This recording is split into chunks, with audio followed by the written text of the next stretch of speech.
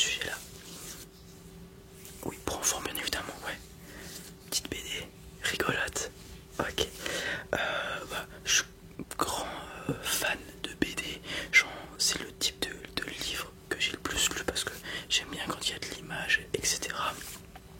Et j'aime bien les BD humoristiques aussi. Une que j'ai beaucoup appréciée, c'est Les Profs.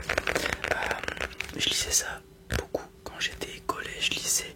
Donc ça rejoignait l'univers dans lequel ça se déroule, puisque ce sont les histoires d'un lycée. On voit le côté notamment des professeurs, puisque c'est les profs la BD. Donc là on a le proviseur par exemple. Ici c'est le prof, pas de philosophie, mais d'histoire géo. Non, pas d'histoire géo, de SVT probablement. À l'arrière vous pouvez voir tous les personnages principaux. Alors on va avoir moins de personnages élèves, mis à part un poulard. Vous avez probablement vu les films, je pense. Il y a des films, les profs qui sont sortis. Donc on s'axe sur la vie des professeurs, mais aussi du cancre de service qui redouble, qui fait des bêtises, etc. etc. On a des personnages, comment dire, très caricatureux, avec beaucoup de caricatures. On a un prof de philosophie un peu père, etc. Un professeur assez strict qui adore son établissement. Voilà, on va avoir une prof de français extrêmement jolie que Poulard essaye, donc le petit élève que Poulard essaye de draguer. On a un concierge avec un chien énorme qui fait assez peur, etc. Un prof de chimie déjanté qui fait exploser le lycée parfois. Un prof d'histoire géo extrêmement stressé. Voilà, plein de choses comme ça. C'est super drôle honnêtement. En plus de ça, il y a beaucoup de tomes. Là, vous pouvez voir que c'est le tome 10, hein, mais ce n'est que le début. Juste ici, vous pouvez voir qu'il y en a jusque 15 déjà. Et de mémoire, il y en a bien plus, hein. C'est une bande dessinée qui fonctionne plutôt bien en France.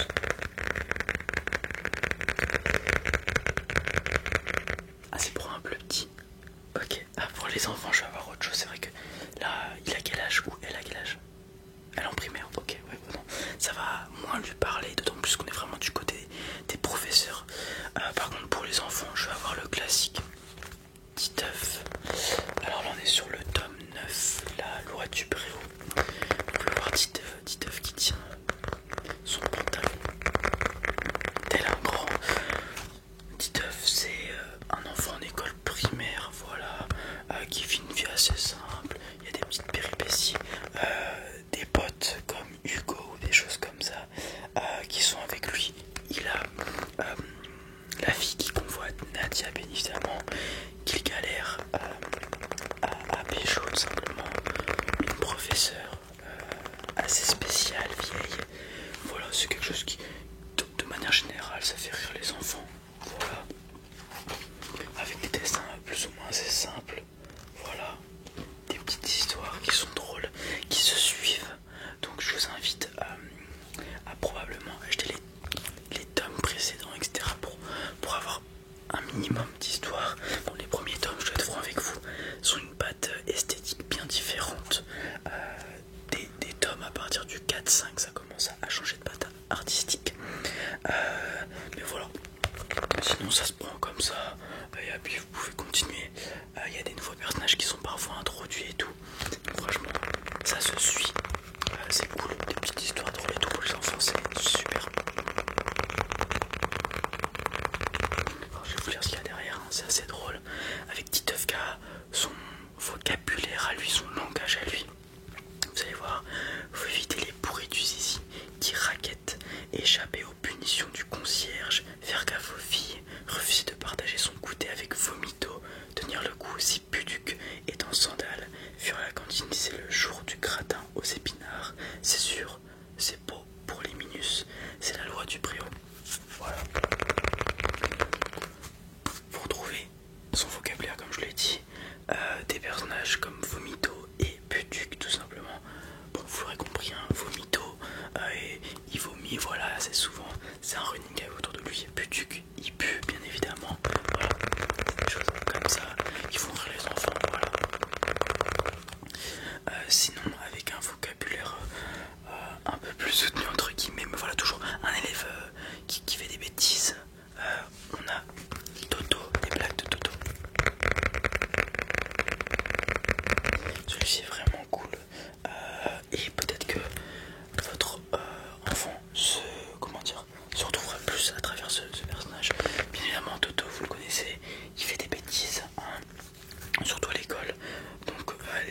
principaux, ça va être encore une fois les enfants. On va avoir une professeure, encore une fois, qui en a marre des bêtises de Toto, comme d'habitude. Hop, on a une patte graphique différente avec des cases bien plus grandes, bien plus lumineuses, avec pour voir vraiment de l'action qui se passe, etc. Voilà. Pour les enfants, c'est super. Puis c'est les blagues de Toto qu'on connaît habituellement. Toto qui est un peu tête en l'air, qui oublie des choses, etc. Voilà, c'est très beau.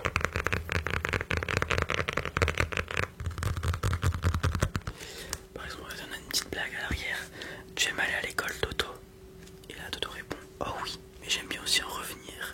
La seule chose qui m'ennuie, c'est le temps que je passe entre les deux. Voilà. Toto qui joue avec la question qu'on lui a posée. Franchement, en plus c'est le premier tome, vous allez voir, il va kiffer je pense. On part sur celui-ci. Ok, je vous le mets de côté dans ce cas-là. Est-ce qu'il vous faut autre chose? Encore pour lui? Ouais. D'accord, il fait la première guerre mondiale en histoire. Ok. Il aime bien un petit bouquin pour qu'il en apprenne plus. Ouais. Dans le même style. Je dis dans le même style parce que ça reprend la même configuration. Un grand livre cartonné. Alors c'est pas une bande dessinée, hein, vous inquiétez pas. C'est juste ça reprend cette shape là, cette forme là. C'est un question-réponse. Donc il va y avoir à l'intérieur des questions assez banales, assez générales sur la Première Guerre mondiale. Comment elle s'est déclenchée, etc. Et il y a des petits paragraphes de 5 à 10 lignes qui répondent à ces questions avec des petites images à côté. Donc franchement c'est super, regardez. Si on va ici, hop. Pourquoi dit-on que c'est une guerre mondiale? Hop. Et il y a la réponse juste à côté et il y a des petits dessins à chaque fois qui illustrent. Voilà. Vous avez des dates, des frises chronologiques. Franchement c'est super pour les petits avec des belles couleurs. Hop. Et c'est chronologique. Donc ça reprend, vous voyez là on a la guerre de mouvement d'août à novembre 14. Et si on avance, tac tac tac, on va arriver à plus tard dans la guerre avec à la fin le bilan des blessés, des morts, etc. Alors voilà, beaucoup de choses qu'on apprend dans ce petit bouquin qui est vraiment super. Ouais, non, franchement, je vous le dis, c'est bien plus cool qu'avoir un gros bouquin. Vous avez, en fait, je pense que la forme qui reprend celle des bandes dessinées rend plus attrayant le livre vis-à-vis des plus jeunes. Si vous lui faites lire les blagues de Toto avant celui-ci, il va se dire que ce livre est bien plus cool à lire que si vous lui donniez un gros bouquin sur la Première Guerre mondiale. Voilà. Bien évidemment, le thème abordé à l'intérieur n'est pas drôle, c'est un thème historique, il y a eu beaucoup de morts, beaucoup de blessés, mais il aura cette envie de le lire et d'apprendre. Voilà. Ouais, on part dessus, ok. Ok, super. Est-ce qu'il vous faut quelque chose pour vous peut-être? Ouais. D'accord. D'accord, des problématiques actuelles mais d'avenir. Ok, je pense un peu comprendre ce que vous voulez dire. Alors, en ce moment on parle beaucoup d'intelligence artificielle, etc. Je vais avoir ce livre-là. Le problème de Turing, c'est un livre de science-fiction. Alors je vais vous lire ce qu'il y a marqué derrière et vous allez voir, vous allez vite comprendre que ça parle un peu des problématiques majeures actuelles. Brian Delaney, génie des mathématiques, touche au but. Il a trouvé une solution au fameux problème de Turing. Créer une intelligence artificielle qui puisse au moins rivaliser avec l'intelligence humaine. Son bureau est envahi, sa machine et ses notes volées, ses commanditaires assassinés. Lui-même est laissé pour mort, la moitié de son cerveau détruit. Il va lui falloir recommencer et se reconstruire lui-même. Inventant la première prothèse cérébrale. Est-il encore un humain ou plus qu'à demi une machine? On reprend les problématiques de l'intelligence artificielle qui, chez certaines personnes, vont faire avancer le monde. Chez d'autres, comme Elon Musk ou comme on peut voir dans Matrix, peuvent être plus dangereuses. Donc il y a cette problématique-là. Ensuite, on va voir la problématique du transhumanisme, des prothèses cybernétiques, etc., etc. dans le corps médical. Est-il encore un humain ou plus qu'à demi une machine puisqu'il s'est fait une prothèse cérébrale? Ça reprend ces problèmes-là, excusez-moi. Voilà.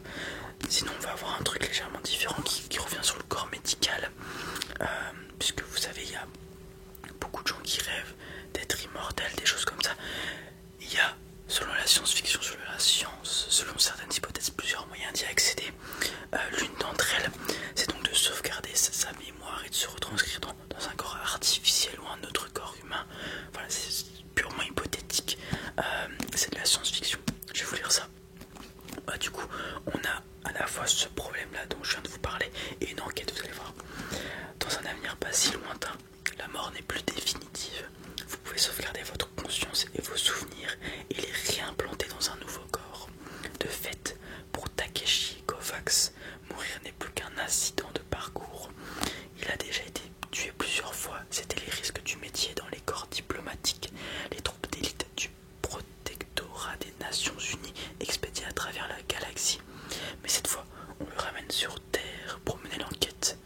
Un riche magnat veut élucider sa propre mort.